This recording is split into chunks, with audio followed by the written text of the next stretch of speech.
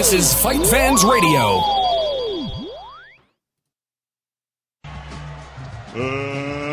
Let's get ready to rumble! Oh my God! Unbelievable! Down goes Frazier! Down goes Frazier! It's time! You're listening to New Mexico's only mixed martial arts and boxing podcast, The Low Blow, on AtomCombatSports.com and FightFans Radio. It is episode 122 of The Low Blow on FightFans Radio, SouthwestFight.com, and USCombatSports.com. I am Justin Goodrum, joined by Will McClay and Jorge Hernandez. What's up, guys? What's up, good people? What's going on, fellas? How you doing? Good, man. Just a lot of fights to watch, and it continues this weekend. So let's take care of the housekeeping stuff first off. You can get in contact with FightFans Radio as always through Facebook, Twitter, YouTube, and Ustream using the FightFans Radio hashtag. You can also contact us through email through lowblow505@gmail.com. You can also talk to us via FightFansRadio.com. Just click on the link of our show and enter the chat room. We'll be answering your questions. Also, contact us through Facebook, through the Low Blow podcast, through Twitter, through @TheLowBlow, and we're also available on the Stitcher Radio app and on iTunes. So, guys, before we get to Holly Holm's big time victory, Manny Pacquiao getting put to sleep, a lot of other news. We have some big news of our own in our neck of the woods in Santa Fe, and Jorge has some information about that. Yeah, definitely. As we reported last week. As a matter of fact, we were the first outlet to report that ESPN will be bringing its January 11th Friday Night Fights card to Santa Fe, New Mexico. It's actually going to be held at the Santa Fe Indian School Pueblo Pavilion in Santa Fe. And a lot of people don't know about the venue. It's actually hosted one fight card. They hosted one fight card earlier this year. It's only about 2 years old. But we did have the chance to actually go to the press conference where they did announce the event. It's pretty loaded with some local talent, but primarily it has a lot of prospects, national prospects that are being featured in the two main events. John Molina is fighting Andrei Klimov of Russia, who's a pretty good Russian prospect. John Molina, of course, challenged Tony DeMarco for the lightweight title and loss. And then we have Brandon Gonzalez versus Dan Mouton out of Texas in another battle of prospects. And the rest of the card is loaded with a lot of local guys like Ciju Shabazz, who's Austin Trout's best friend, made his professional debut in the Holly Holm fight. Tony Valdez, who's been in 2 Fight of the Year candidates this year. And Archie Ray Marquez, who's pretty much rebuilding his career after suffering 2 back-to-back losses. And I did have a chance to actually speak to Archie after the press conference, and this is what we had to say. So here's the interview with Archie Ray Marquez.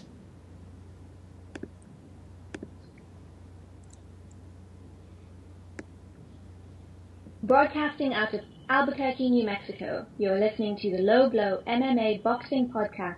Jorge Hernandez with the Low Blow and Southwest Fight News here with Archie Ray Marquez. Archie, was announced today that there will be a big ESPN card in Santa Fe, and you'll be part of the undercard. What's that like to once again be on a big card? It feels great. I just want to fight. No matter where I fight or what. I'm just excited to be fighting. Yeah. Now, this will be the second time you fight in less than 2 months, so are you still in pretty good shape? And this fight, is it being fought at a lightweight, or what are you fighting it at? This fight be a little lighter than I fought last time. I'm trying to drop down to 130, so it's be at 33. And I feel good. I didn't get out of shape too bad. I was out of the gym for like 2 weeks, and I was back in it right away. Yeah. So we can expect you to start fighting in that 130-pound weight class, I guess, toward the middle and the end of 2013? Yeah, towards the end I'll probably be fighting 130. And what went into that decision? I made weight easy this time, and I feel I can drop to 130, and I feel I'll be bigger, stronger at that weight, and I'll feel good. When's the last time you fought at 130? Do you remember? I fought the lightest I fought was 32, and that was like a year and a half ago. A year and a half ago, yeah. Now the card, it's being headlined by John Molina Jr., who's one of the top lightweights. Do you think you'd ever be facing him in the next couple of years, or who knows? Only God knows what will happen. And I'd love to fight it. I'd love to fight him, and it'd be a good fight, and we'll see what happens. Also, after this card, is there anything planned for you? April 6th, ESPN 2 main event, and that's all I know. So no place yet, no venue? No place. Probably be in California, and no opponent or nothing yet. Yeah. How would it be to fight in California? You've fought out there a lot. It's like my second home, pretty much. I love it in California. It's great, and no problem. All right. Well, best of luck. And again, that's January 11th, right? The ESPN card in Santa Fe? Yep. All right. Best of luck, man. Thank you. Get your tickets. Check it out. So Archie Ray tried to get back on the winning track. Ray, what was his psyche? How was he feeling when you talked to him? He's actually been doing okay. In his last bout, he fought a guy by the name of Ricky Alexander. He actually started training with Mama D's Dungeon. For people that don't know what Mama D's is, it's actually a strength and conditioning, I guess you can call it a center. It's right next to Jackson's MMA. It has no real affiliation with Jackson's MMA, although a lot of the fighters who train at Jackson's go there for strength and conditioning.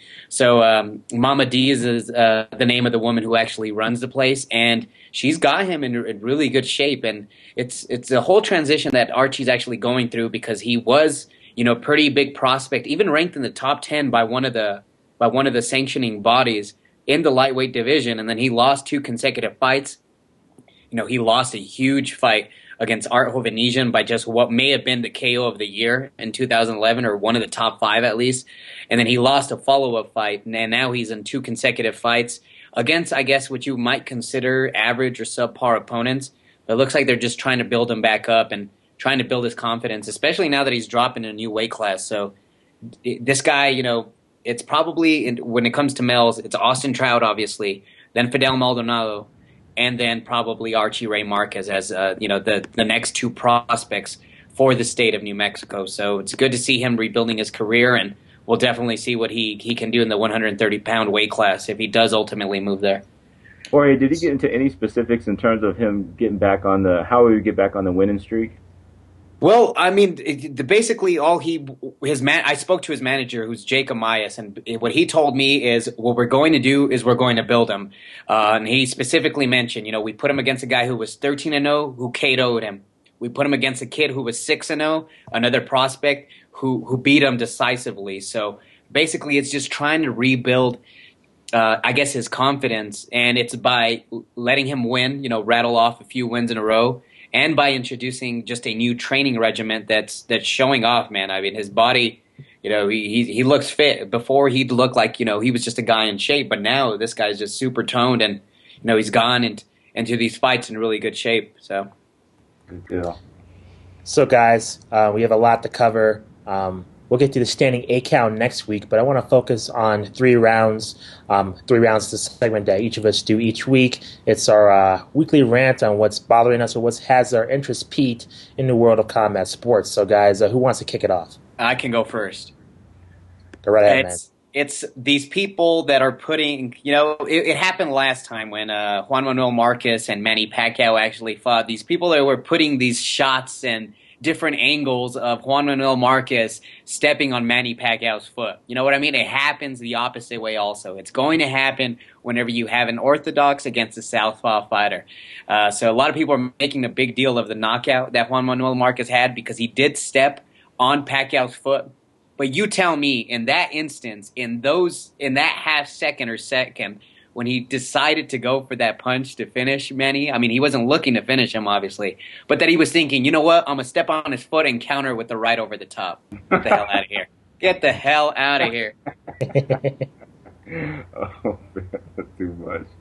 I mean, I guess I'll go next because it's kind of, related to that fight. I'm mad that Manny Pacquiao let Mitt Romney in his dressing room. He should have never done that. You know what I mean? That's like that's like the Canelo jinx at ringside. So I was just really disappointed. But I guess, another beat that I have is, this the dull heavyweight division. And once again, they're talking about bringing back Samuel Peter. He was a rising Nigerian star, in the mid-2000s. And both Klitschko brothers just demolished him. And they're talking about bringing him back up, trying to hype him back up. And it's just, it's just disappointing. There's just no new blood in the heavyweight division once again. But nevertheless, we're going to see Sam Peters return. So he might fight somebody to the likes of Chris Arreola, which might make a good fight, but no really elite skill level there. And speaking very quickly, just the bounce off of that, Deontay Wilder fights this weekend, man. I don't know if they're going to show his fight, but if they stream it somewhere, make sure you check him out. He's not the best heavyweight in the world, but the guy's 25-0 with 25 knockouts, 27 years old. So, I mean, hopefully this is our guy. Oh, finally. This is our guy to do what? To beat the Klitschko, man. To beat the Klitschko's at least, or be able to hang with him. Interesting.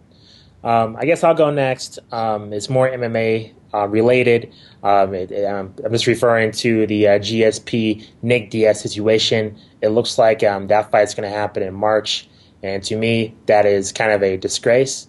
You're talking about Nick Diaz, a guy who, to me, I don't think even wants this fight. I mean, let's keep it real. This guy ran away. He's afraid of press conferences.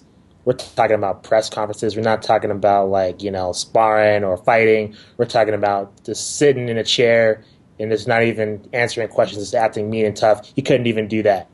And so for this guy to really fail a drug test, even though it was under a suspicious manner, marijuana, and really there is some dubious circumstances with the Las Vegas Athletic Commission, according to some MMA journalists.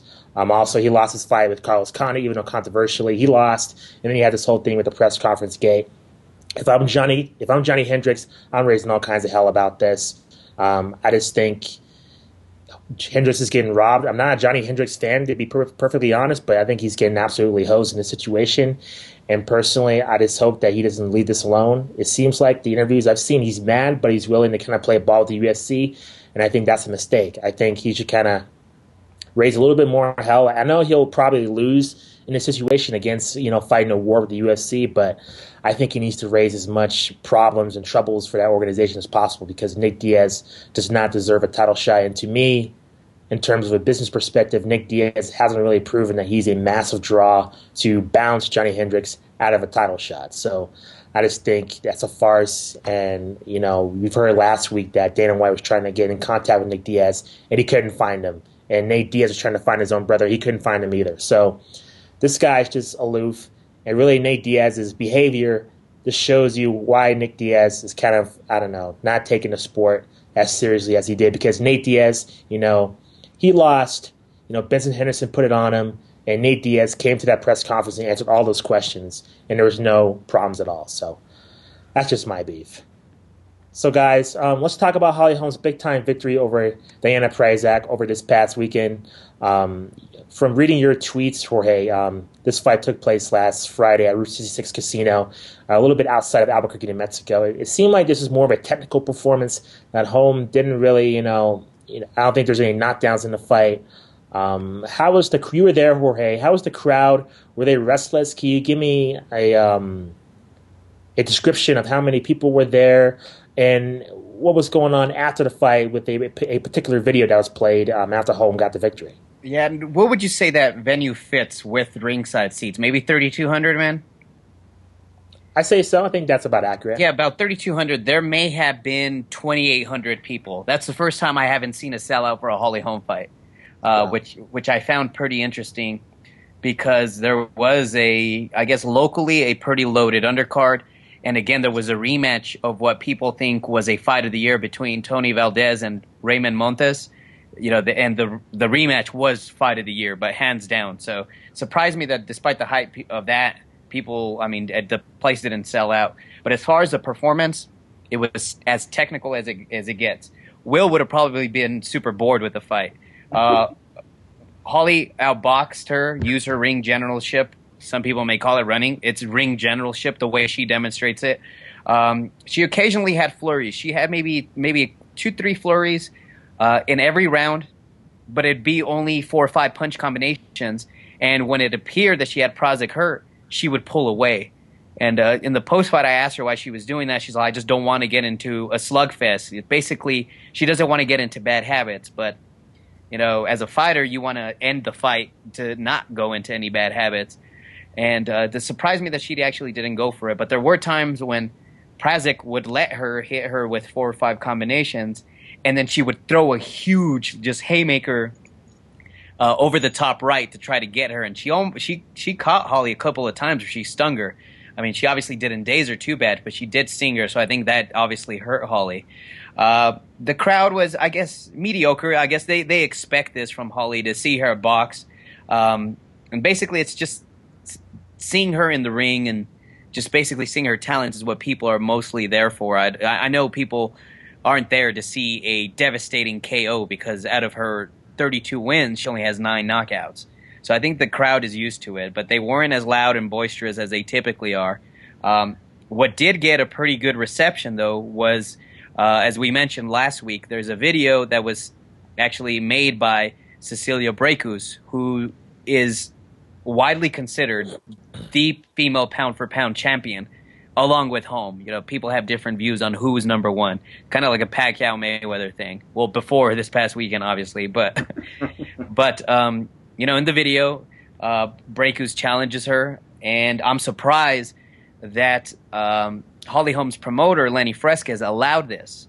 Now, the idea to have this played was by a journalist who was representing the Norwegian media. Her name is Merete Gamst. She's based out of LA, and she came to Albuquerque to specifically cover this fight, and 1, an attempt to play that video, and 2, in an attempt to get a Holly Holm interview. And I'm surprised she got both, to be honest. The Holm interview, of course, that would have been easily done. But for her to get that video played just shocked me, and it just makes me optimistic that a fight between Cecilia Brækhus and Holly Holm, probably, if you ask me, 2 of the top 5 greatest female fighters or boxers of all time, you know, it makes me optimistic that that fight will happen. And in the video, as we mentioned last week, Brækhus says, you know, come fight me in Vegas. I'll be there in July. It makes me optimistic that that fight might happen. But, you know, in traditional Lenny Fresquez form, he did mention at the end that they've tried to make that fight before, and they just can't put up enough money for Holly. But yet he doesn't disclose what those figures are or what the figures that have been presented have been. So, okay, there you have it. Two questions I got for you, Jorge. Sure. You brought up the money thing, right? Put up the money for Holly for what? What do you mean in terms of the salary that Brækhus wants and Holm wants? What do you mean by that exactly? In terms of the amount of money that they want, and by they I mean by Holly's promotion, for the amount of money that they want for her. Okay. I mean, it's not disclosed on how much they actually want from this fight, or what has been presented to them. I mean, who knows? Is it a 100,000, a couple 100,000? I don't know if they'll get that much. But the plan is to possibly put them on an undercard for fighters represented by Soderland Events, which is one of the main promoters out of Germany. So I'm thinking maybe someone like Mikkel Kessler or even Arthur Abraham would be the main event for a Holly Holm versus Cecilia Brækhus fight. So it wouldn't be an American promoter like Top Rank, Golden Boy, Lou DiBella? It would not, because because there might be some. Well, obviously, there's no conflict in interest with Holm because she has a local promoter. So any other national one will be fine. But here, it turns out to be an international promoter that represents Cecilia Brækhus, and that's Soderland Promotions out of Germany. Okay. And one more thing before we move on, because you have plenty to talk about with the Brækhus video. So the journalist got this video to be played, but this is a journalist, right? So how is that possible? I mean, I don't really understand. It was one thing if it was like a promoter or something, they were talking to Fresquez backstage, but this is a journalist. So one thing, what does the journalist have really invested in this fight happening other than she's a big fight fan? I mean, did she like sneak in the video while no one was looking and played it through the sound system? Like, did they give it to Fresquez and then, you know, kind of tricked them into playing it? Do you know really what happened there? Very good question. And this is going to, I mean, I guess sound kind of interesting, but what happened is this journalist, she presented Lenny Fresquez before the fight, maybe a few hours before the fight, with the idea of showing this video.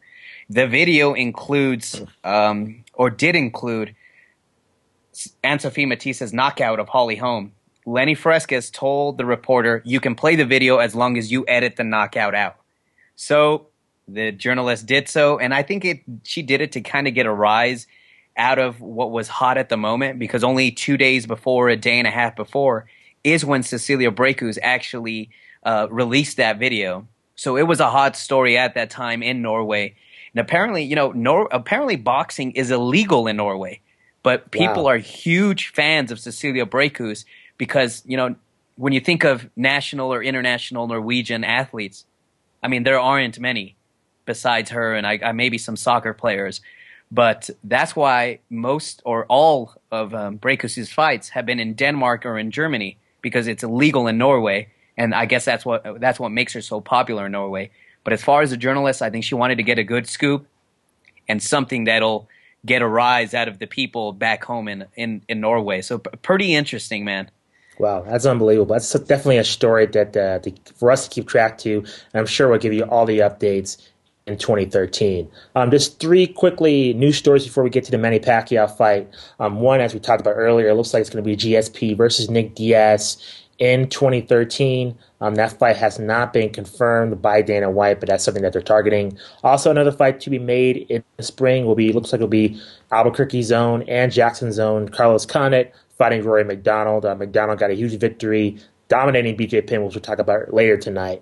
Looks like Rory McDonald got his wish by calling out Carlos Condit in the post-fight press conference. Looks like those two are set to go in the spring. And also Larry Merchant. I think the story broke today that looks like he'll be commentating his last event for HBO Sports this weekend. Real quickly, guys, what are your thoughts on that? This came somewhat sudden.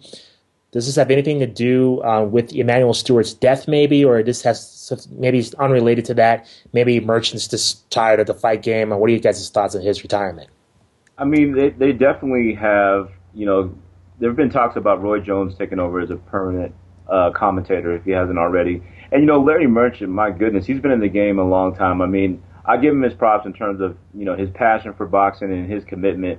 And, we can always rely on him to say something like totally crazy.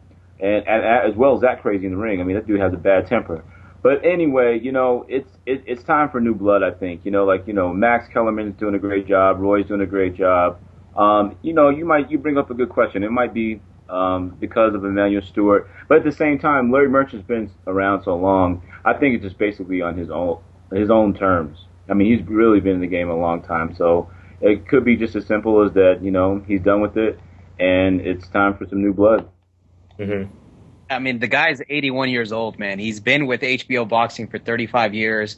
And we've noticed, I mean, I hate to say it, but, I mean, you've noticed his age by some of the stuff he says or, some of the comments that he actually has. It's just kind of strange that he's not saying that he's retiring from the boxing game completely. So I'm curious to see what his plans are. I mean, is he going to Showtime? I mean, I think Showtime has an excellent thing brewing right now. They might be able to take over within the next few years, man, as the boxing network. But when it comes to Larry, is he going to go do stuff for the ring, or is he going to go do stuff for the boxing channel?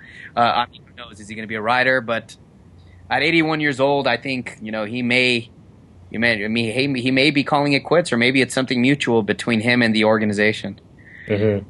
Yeah, I think when you were in New York, Jorge, me and Will were talking about just Larry Merchant's comments about Adrian Broner's gloves about breast cancer awareness. He didn't really understand why Broner's wearing pink gloves. And so I think you're a good point with that. His comments seem kind of out of touch. And it seems like, I think that's not, of course, not a singular reason to get rid of him, but certainly you could kind of see, his age a little bit appearing in the broadcast. Let's talk about Manny Pacquiao and Juan Manuel Marquez. As the great Bloodstained Lane on Twitter put it, Manny Pacquiao got hit with the Lee Harvey Oswald, or the Death Star laser. That's with an incredible knockout by Juan Manuel Marquez. Those are his words. This is an unbelievable shot. Me and my dad were watching the bout, and my father had a really good observation, noticing that Manny was kind of cramping throughout the match. It seemed like he just stopped all of a sudden, like he got stunned by a punch, but he didn't get hit with anything. Did you guys notice that? And was that a factor in him getting KO'd? Man. Go ahead, Jorge. say Manny's had some leg issues for, I believe, the last 5 fights.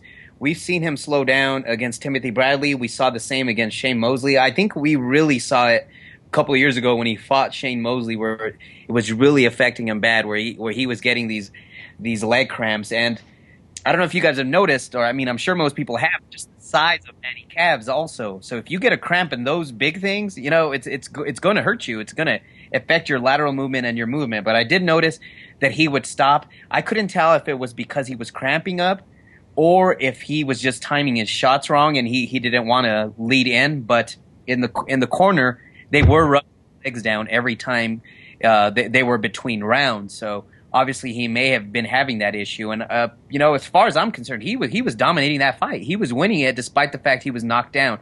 The 3 or 4 rounds that he did win, I felt that he won him somewhat convincingly, even though Juan Manuel Marquez was very competitive within them.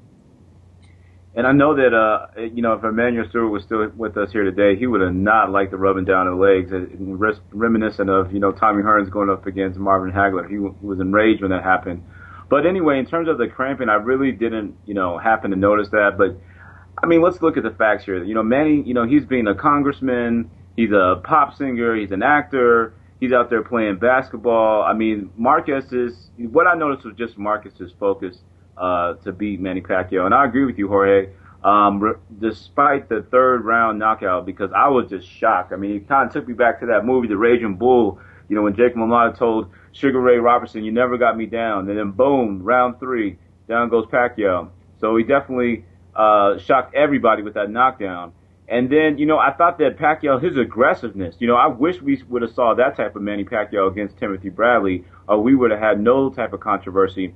But I just think that Marquez did a great job in terms of measuring Pacquiao. And, he made, not a comment that really surprised me, but, he just simply said, in terms of the sweet science, that he was smarter than Manny Pacquiao.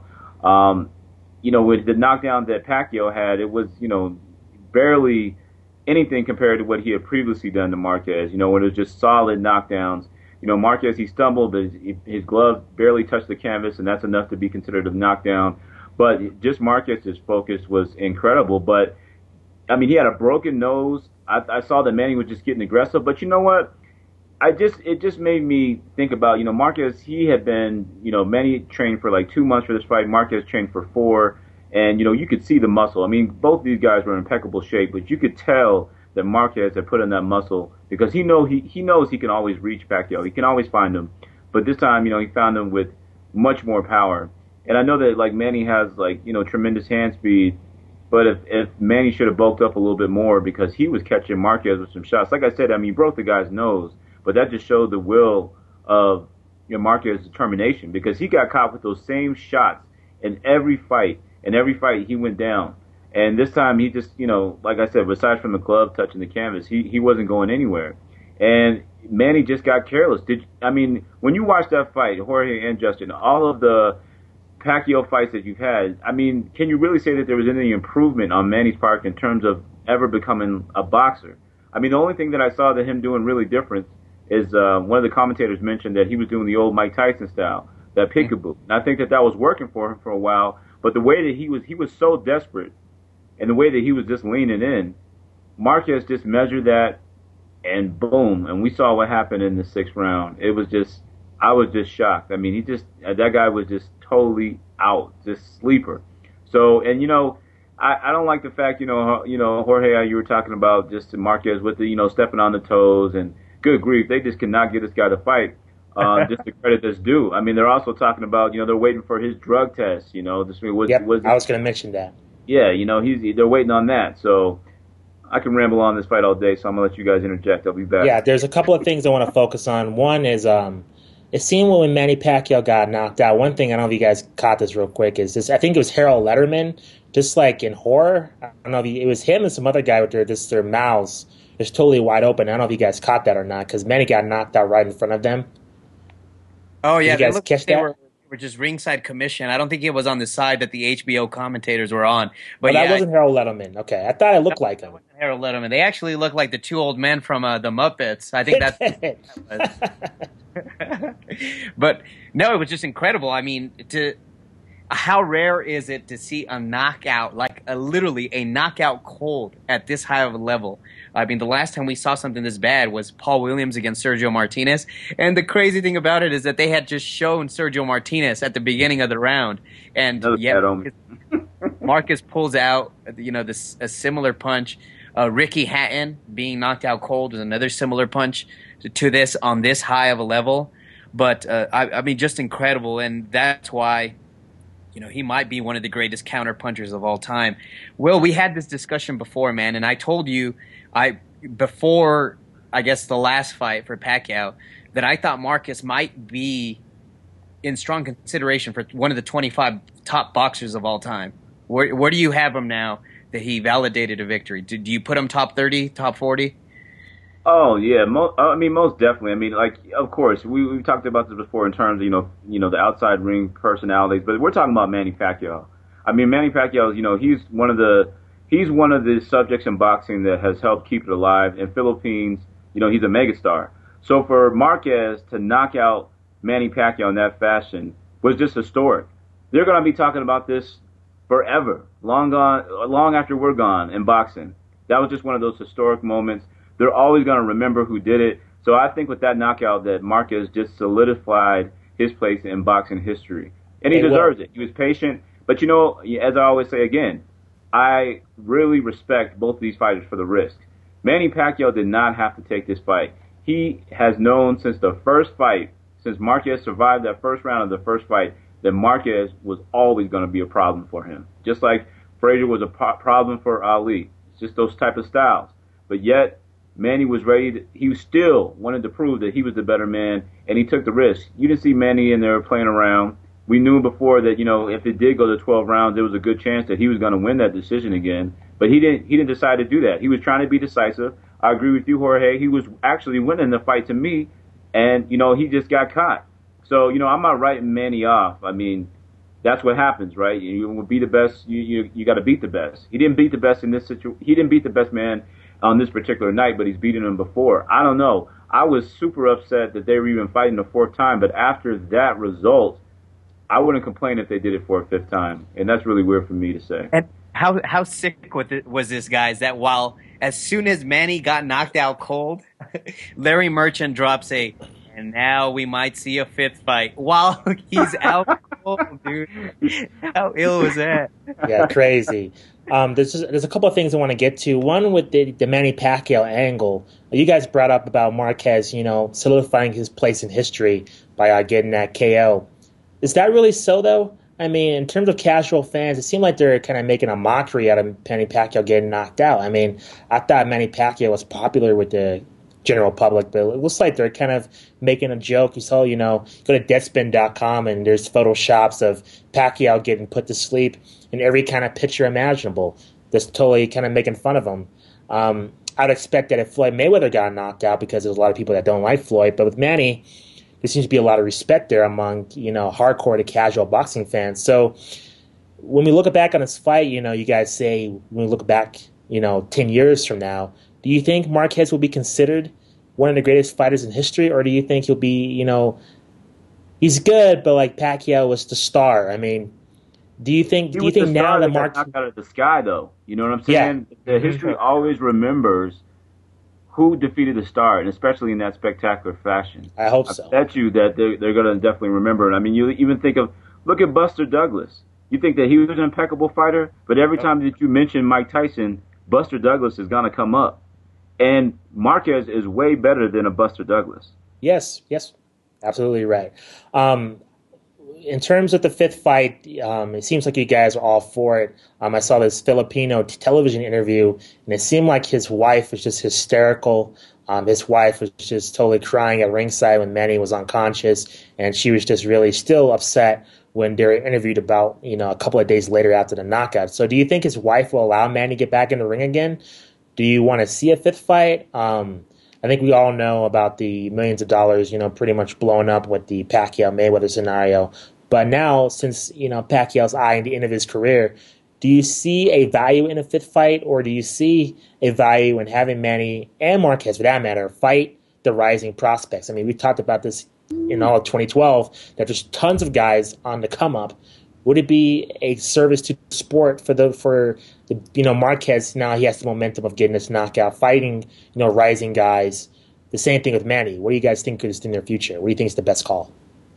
I mean, Manny Pacquiao, unfortunately, for a while, he's got a lot of great names on his resume, but Manny's got caught up in a lot of trilogies, a lot of rematches, and it's almost to the point now. I was thinking about that after Manny got knocked out. I was like, okay, what's the road back for Manny? That Timothy Bradley fight, everybody was just really disappointed. So if he got a rematch, I don't necessarily think that's the way to go. It might just do some good for his pride. But I think the only two fights that are really meaningful for Manny at this point, still, although the magnitude of the fight has somewhat been ruined, of course, with the Mayweather-Pacquiao, but I still think that it'll probably be one of the biggest pay-per-view sales ever, because it's a road back to redemption. You could easily sell that story, or that fifth fight with Marquez. So it's either one or the other. I can't see anybody else that Manny would be fighting right now that would. There's always going to be a question that Marquez and Mayweather is always going to loom over Manny Pacquiao, and until he's decisive in the win with either of those guys, he can make a comeback. I still think he can beat some of these up and comers, but if he doesn't get any revenge or take that fight with Mayweather, that's always going to taint his legacy. But regardless, he's still going to be a Hall of Fame fighter. Yeah, and I think with that punch, I think the Mayweather fight is out the window. I think it's gone. The only two, fights that I possibly see, no one wants to see the Timothy Bradley fight, I don't think. It would be the fifth fight with Juan Manuel Marquez. That's going to make tons of money. It'll make another 23, 25 million for Pacquiao and maybe another 10 or 12 for Marquez. It'd be that one. Or if Top Rank is trying to pass on the torch, a Manny Pacquiao versus Brandon Rios fight. But I don't think that fight will happen just because, Brandon Rios doesn't have a name in the mainstream, public's eyes. So maybe Broner. It may be Broner, maybe an Adrian Broner fight, but I think Broner's still, unless they met somewhere at a catch weight, maybe, I don't know if Broner's wants to go to, maybe 142 or something, but, that'd be very interesting. But Broner's a golden boy fighter, and I don't think that's going to happen. So I think it's one more fight with Marcus, or he's going to retire. You know what, Jorge, that's an interesting point, but, in terms of selling out, look at Ricky Hatton and the type of following that he has. That Manny Pacquiao has that type of following as well. Manny Pacquiao demolished Ricky Hatton with that devastating knockout. Ricky Hatton coming back from that, that wasn't really a mega fight, but I still think that the fight with Floyd would still sell. But of course, it lost its meaning a long time ago. I knew that if they just kept fighting the best, that eventually one of them was going to lose, and the fight wouldn't be as sweet as it initially was. But if they still to make that fight to happen, some people have criticized Floyd, now he'll take the fight knowing that he sees that Manny's beatable. But, Manny did, think about this though, Manny did not look bad. Nope. And this might really work to his favor for fighters thinking that he is washed up. He was doing a great job, and it's just fair to say this is boxing and this is combat sports. You can get caught at any moment. We've seen guys fight the whole round, winning every round, and at the last second of the last round get knocked out. So I don't think that we should write him off. There's still some good fights to be fought left, but I just think that he definitely has to probably get past this Marquez thing. He still has a lot of fights left, but is anyone worthy of them? And I don't think so. I think Marquez and Mayweather are the only two. And if Mayweather was looking for an excuse not to fight him, I think this would be it. By him saying, "See, you guys, he's washed up. This guy, he's not on my level." So, yeah. Let's shift gears, guys. UFC on Fox 5. It was, I don't know how many times we heard the passing of the torch, or some phrase like that by Mike Goldberg. He must have said that like 30 times. It was pretty irritating, but I think we got the point that the young guns were starting to take over. All starting, with Rory McDonald dominating BJ Penn. Because we have a lot to get to. So, just your thoughts on the McDonald fight. I just thought that BJ Penn looked terrible. His strategy was terrible. His cardio was terrible because McDonald was just beating the hell out of him. With McDonald now, since he does not want to fight GSP, at least that's what he says publicly, he seems like he's going to get the Condit rematch. If he defeats Carlos Condit, is it going to be an eventual Rashad Evans, John Jones scenario here? Are we headed towards that same road with Roy McDonald and GSP? I think so. I mean, they're very good friends, and I mean, they obviously train at the same gym. They train together, and I don't think it's going to happen. Who knows? They might. I mean, their relationship, we don't know how strong it is. It appears to be really, a very strong one, but I think it's strong enough to the point where these guys are not going to fight each other. And I mean, that's kind of disappointing that they're at the same gym, because Rory McDonald is one hell of a talent. And BJ Penn looks like he went into that fight with one fight strategy, and he realized he realized that it wasn't going to work. So I mean, he just decided to, not really take any risk or any chances. He went for the clinch early, which made zero sense. Yeah, and that's what I thought too. And then he just got picked apart. I do not know why. He just didn't try to come inside with any uppercuts or even more hard over the top shots to. He did catch McDonald. I think it was a couple of times where he caught him pretty good, but I mean, he couldn't really follow up. It's just the arm length that McDonald had was just too much. And BJ Penn, I mean, he's one of the best fighters that we've seen in this generation, but he serves and he's better at the 155-pound weight class, man. Yeah, we always hear about, whenever BJ loses a fight convincingly, everybody says he's better at the other weight class he fights at. It happens every time. Alexander Gustafsson gets a huge victory over Shogun. What was your thoughts on that fight? He kicked his butt, man. I mean, well, I was definitely shocked that he beat him that bad. I mean, Shogun was just outclassed. I mean, you noticed it in one of the referees' cards, or excuse me, one of the judges' cards that gave a 10-8 round. And I tell you this, why don't judges in MMA score more 10-8 rounds? And it shocks me every time they do, but it was obvious that he was just completely outclassed in this fight, man. Mm-hmm. And in the main event, Benson Henderson outclasses Nate Diaz. The story of this fight should be, Benson Henderson with a dominating victory over a top contender, but instead there's issues with, Nate Diaz's middle fingers. The telecast went to, you probably caught this, Jorge and Will, the broadcast just went to an empty arena several times, and no one knew why until after the fact. There was also, apparently, there's some screen captures of Benson Henderson fighting with a toothpick the entire time. Was Ben Henderson made into a actual viable star that the UFC can sell into an organization? Because prior to this, some people thought that Frankie Edgar won those fights against him, and now with Henderson with the dominating victory, it seems like you could sell Henderson as a dominant champion. What do you think about that? I definitely think so, especially if he keeps kicking people's butts the way he did like that. Especially if he keeps kicking bullies' butts the way he did to Diaz. I mean, it's pretty amazing the way he worked him, man. And I told you that I was shocked with 10-8 rounds. We saw a 10-8 round in all three of the judges' scorecards of that main card, and there were two 10-8 rounds in this Ben Henderson Nate Diaz card by one of the judges. So it just goes to show you how dominant the co-main event and the main event fights were. I mean, were you entertained by that? I mean, by Henderson? I mean, I was. I was too. I thought it was an impressive performance. I thought he was aggressive. I thought he went to finish the fight. I thought the strategy was great, punching the leg there and then coming over the top. I was really impressed with Benson Henderson's performance. But again, especially in MMA, they kind of compare it to boxing where, you want to see more finishes and in the UFC, and Henderson just doesn't really get those finishes. And so I think he might get typecasted as boring, even though he's really exciting. I mean, the same thing happened to Frankie Edgar. Frankie Edgar was awesome, but he didn't get a lot of finishes either. And so, I mean, he dominated BJ Penn relatively when BJ Penn looked good, and he still didn't get that respect. So with Henderson, I'm kind of skeptical that's going to happen with him. So it seems like Donald Cerrone and Anthony Pettis, they're going to fight, I think, in January, and maybe they'll be in line for the next title shot. And just very quickly, as a casual fan, do you like Ben Henderson after this, yes or no, after this fight, if that was your first time seeing it? I think you do. I think, you brought up the religion part a couple of weeks ago.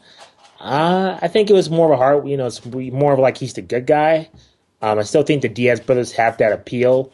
I just think, the finishes are going to really hurt him.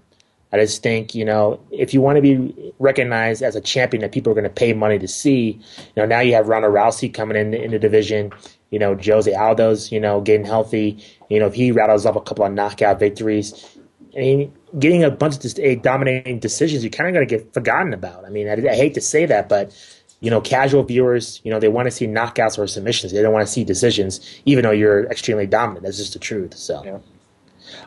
This weekend, is busy as always. 2 UFC fight cards. I guess technically they're on the same day, but I guess in the United States, they're on a Friday and Saturday. It starts tomorrow with the UFC on Fox. The main event is Sotiropoulos versus Ross Pearson.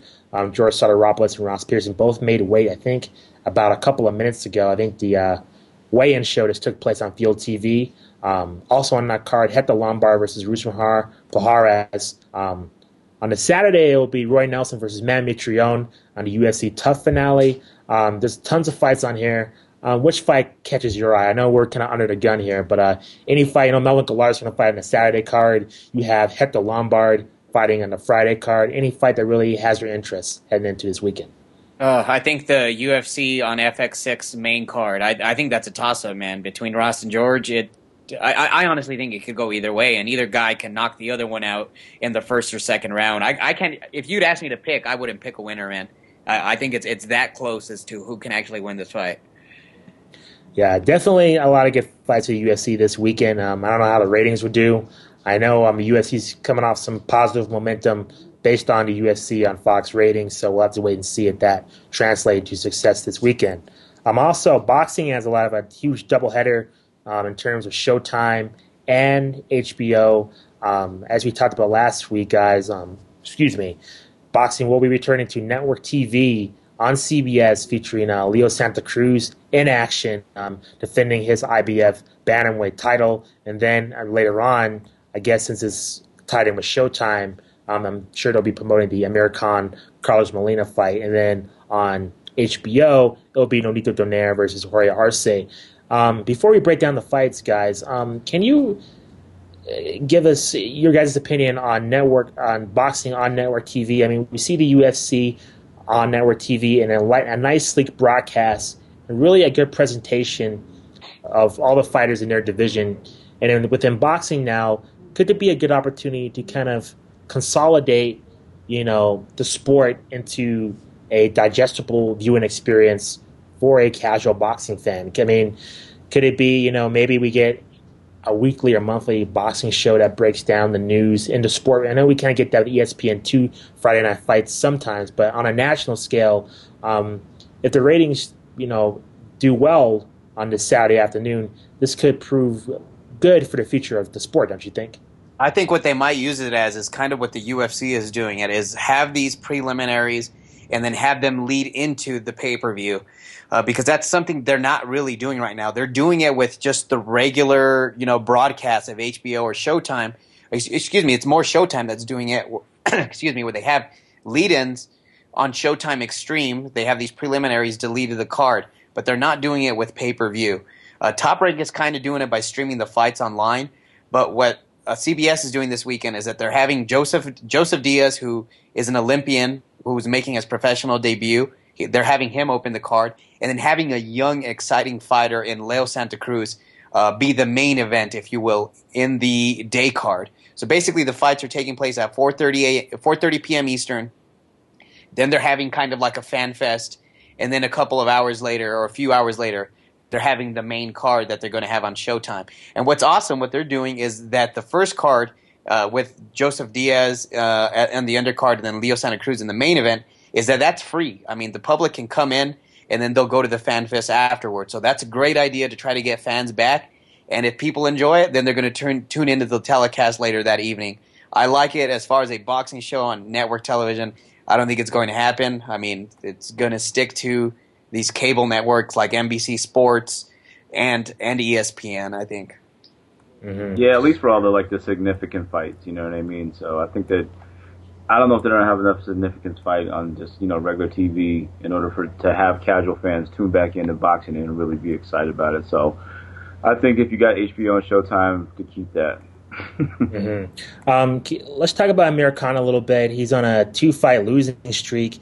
I'll just come outright and say this. If he loses this fight this Saturday, is he irrelevant? I mean, if he loses to Carlos Molina, could his career be in serious jeopardy?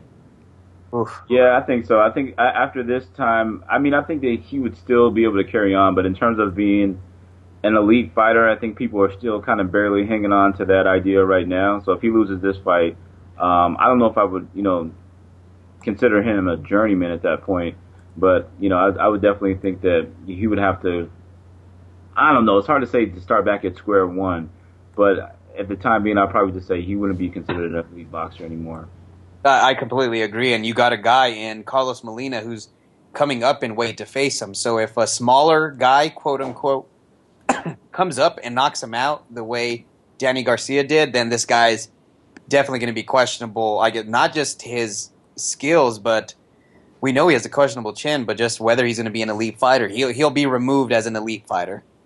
Mm-hmm. You could probably go back to taking that risk against Prescott. If he's going to get lose to some guy like Molina, he might as well. Probably the first fight that he should take is Prescott, and then go all out. That would be probably the only fight that could get his name back in the lights if this fight goes wrong. Mm-hmm. What are you guys' thoughts on Nonito Donaire versus Jorge Arce? I know you guys have been you guys have been mentioning Jorge Arce a lot, and Nonito Donaire for that matter. What are your guys' thoughts on this bout here? Oh my goodness! Like, what tremendous pressure for Nonito, man. He's got to freaking build up his countrymen. You had the disaster in the Philippines, disaster with Manny Pacquiao getting knocked out. He's got a lot of pressure. Jorge Arce, tremendous action fighter. I'm really looking forward to this fight. Last fight that Jorge Arce fought ended prematurely and looked like it was going to be a great fight, but we didn't get to see it. So now, against Donaire, I think this is a great opportunity for both of the fighters to really highlight their names in the sport again. I don't think that they've necessarily gone anywhere, but I'm predicting that this fight might be another trilogy in the making. You really think so? I think, I'm completely on the opposite side. I think Nonito Donaire is going to completely outclass him. Donaire's listed at 5'5.5". He's probably closer to like 5'7". And Jorge Arce, man, he's 3 inches shorter than I am. So that's pretty damn short, man. So I think he's going to get outboxed, and I think the arm length from Donaire is going to be too much. And if it doesn't go to his decision, I see Donaire coming back and making a name for himself again and finishing him in the 7th or 8th round. As much as I hate to say it, because I love Jorge Arce's style and just the fire that he brings to the ring. If you were to watch a fight, though, make sure you catch Jorge Arce. This guy's intensity is unbelievable. Absolutely. I don't think he's going to be... I think that definitely Nonito Donaire is going to outbox him. But, if Jorge Arce is as ferocious in the ring as he's had been in the past, with that type of will and determination, I mean, it's also has me wondering. Okay, we definitely know that Nonito has got the boxing ability, but in terms of the power, who first lands that clean flush shot, who has a bigger advantage there? Yeah, and just very quickly, the fight's in Houston, so there's going to be a pro-Mexican crowd for Jorge Arce, and who knows, maybe that'll carry him through the fight. No doubt. We have about 6 minutes remaining, guys. This kind of your random thoughts on just some little bit of news items here or there, and particularly with Ronda Rousey fighting Liz Carmouche. We kind of talked about that last week, but I know, Will, you're a big fan of Ronda Rousey. What are your thoughts on her headlining? Really, I mean, in my mind, maybe you have a better memory of this than I do. This is probably the most high-profile women's fight, I guess, in history, technically, of boxing or MMA. How do you feel about her headlining her own pay-per-view against an opponent that really no one really knows about in terms of casual fans? Yeah, I mean, I guess, just with her, entering into the UFC is a big deal in itself. And I guess I'm more impressed with that rather than her opponent. I don't know if it would have been a win-win situation, being that there's, a really limited class of elite female fighters. So I don't know if people would have been satisfied with another opponent. But, of course, this definitely get her some more exposure. Maybe she'll earn some more fans, and that, will encourage other female fighters, to rise to the challenge. But it is, I'm not gonna lie, it is disturbing just, to say, oh, you're the champ, and then, you're headlining a pay-per-view. I mean, it just seems that it just got expedited really, really quickly. You know what I mean? So, if anything, I'm expecting a tremendous performance by her to be able to showcase her skills on in the UFC this way. Mm-hmm. And just real quickly, your guys' thoughts. I know Bellator. I know Jorge, you're a big fan of that. They announced that they're making their debut on Spike TV in the middle of January. 2 shows featuring King Mo will be on the 2nd. I saw the video package, just introing their organization. It looks really good. What do you think about them on Spike? Do you see casual fans, or just hardcore fans for that matter, caring about this organization being on Spike, despite not having any, top 10 fighters for the most part? I think so, because it's just a different, I guess, just something different from the production that you get from the UFC. And, people enjoyed seeing the WEC, but what made the WEC exciting was the smaller weight classes where the guys' intensity was just, that much bigger. But, if guys are dropping out of the UFC or get suspended or whatever, then Bellator will pick them up and you'll still be able to see them. So, what kind of took me off guard is that they showed a Bellator commercial during the whole UFC thing. What was that about, Justin? I don't know. I think, because I tweeted that via a LowBlow page. I haven't really gotten a solid answer. I think, perhaps Bellator ordered time on there, and maybe that's how it went on. I'm surprised that, the UFC and Fox let that happen. That seems kind of like a easy mistake to correct, but I'm not an expert on buying ad time on network TV, so who knows? Maybe they had the legal right to do that. We have about 2 more minutes left. Anything else you guys wanted to add before we call it a wrap for tonight? One more quick thing. I thought what Jim Lampley said was very insensitive about the hurricane that happened in the Philippines, and then calling Juan Manuel Marquez a hurricane that ripped through Manny Pacquiao. I thought it was completely classist, very tasteless, and I guess we shouldn't be surprised because of a comment that he had during the Marco Antonio Barrera Prince Nassim fight, where he said you pissed George Foreman off. Yeah, where he said something to the regard of that Prince Nassim said that if it were in Allah's will, if he had written it for him to lose against Antonio Barrera, then so be it. And Jim Lampley followed up with, it looks like Allah knows how to spell Barrera or something like that. It was something in that regard. I'll find the video, but just incredible that someone who seems that educated would say something so tasteless. It happens every once in a while, but I don't know. Another thing that I found crazy is that Floyd Mayweather, he's going to be getting trained by his father again. So we'll see how good that works out. That should be, and then and I thought this whole time it's going to be Mayweather's. He's fighting on the 2 Mexican holidays, the 2 hottest Mexican names right now, or Mexican/Mexican American names, are Robert Guerrero and Canelo Alvarez. I think it's going to happen in that order. Yep. So, guys, that's going to wrap it up for tonight's show. As always, you can contact FightFans Radio using the FightFans Radio username through Facebook, Twitter, YouTube, and Ustream that has our show along with the rest of the FightFans Network family. You can contact us through Twitter, through @LowBlow, through Facebook, through LowBlow Podcast, through email, through lowblow505@gmail.com. We're on Stitcher and on iTunes. Stay tuned also to our YouTube page that has all of our interviews. Hopefully in 2013 we'll have more of our radio content on there, just about our rants and some exciting stuff coming in 2013 via our YouTube page. It has youtube.com/lowblow505. So sometimes all these different social media stuff, I can't keep them straight. So I'm doing the best I can. So that's going to wrap up our show. I'm Justin Goodrin for Will McClary and Jorge Hernandez. We'll see you next week. Peace.